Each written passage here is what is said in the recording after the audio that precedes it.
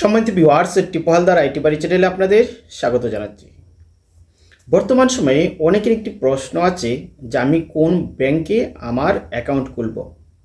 দেখেন, বর্তমান সময়ে বিভিন্ন ধরনের ব্যাংক আছে, কিন্তু যখন আপনার সরকারি চাকরি হবে কিংবা বেসরকারি চাকরি হবে কিংবা আপনার বিদেশ থেকে টাকা আসবে, তখনই আপনার ব্যাংক অ্যাকাউন্ট করার প্রয়োজন পড়ে।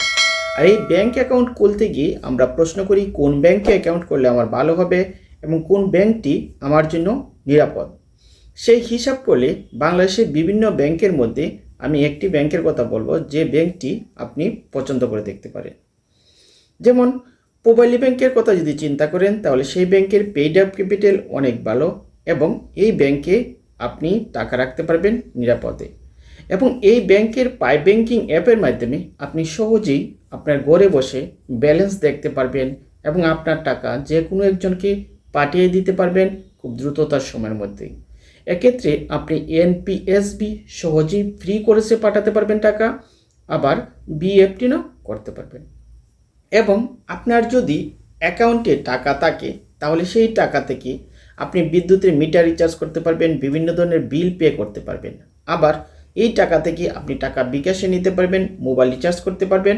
আবার এই অ্যাকাউন্টে টাকা আপনি সহজে নগদ বা বিকাশেও নিতে পারবেন। আবার আপনার যদি মোবাইল নাম্বার এবং ব্যাংক অ্যাকাউন্ট এবং বিকাশ একই থাকে, আপনি বিকাশ থেকে টাকা ব্যাংকেও নিতে পারবেন। অবশ্য অন্যান্য ব্যাংকের ক্ষেত্রে এই সুবিধা আসছে। তবে সোনালী ব্যাংক বা অগ্রণী ব্যাংক, রূপালী ব্যাংক বা ব্র্যাক ব্যাংক, বিভিন্ন ধরনের ব্যাংক আছে। সব ব্যাংক আবার সব এলাকায় থাকে না।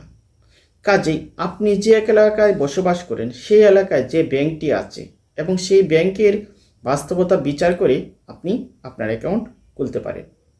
তবে আমি দীর্ঘদিন যাবৎ এই পূবালী ব্যাংকের পাই ব্যাংকিং অ্যাপ ব্যবহার করে দেখতে পাচ্ছি, পাই ব্যাংকিং অ্যাপের মাধ্যমে যদি আপনি টাকা পাঠান কিংবা টাকা কখনো ব্যালেন্স দেখতে চান, স্টেটমেন্ট দেখতে চান, তা খুব সহজেই দেখতে পারবেন এবং নিরাপত্তা ব্যবহার করতে পারবেন।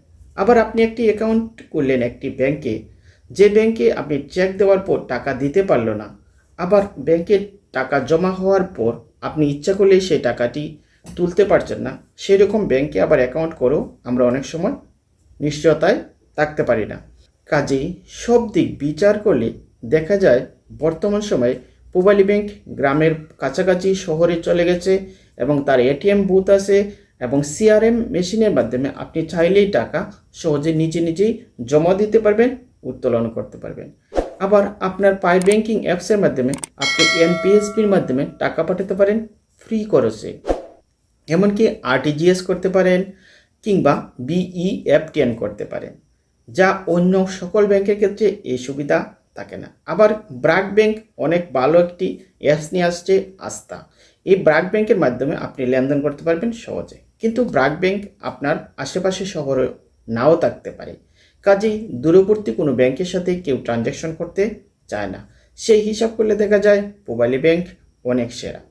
কাজেই এই সমস্ত দিক বিচার করে যদি আপনি পূবালী ব্যাংকে অ্যাকাউন্ট করেন এবং পাই ব্যাংকিং অ্যাপ আপনার মোবাইলে রেজিস্ট্রেশন করে পেলেন, তাহলে ব্যাংকের সকল সেবাই আপনি হাতের মুঠে পেয়ে যাবেন আপনার মোবাইলে।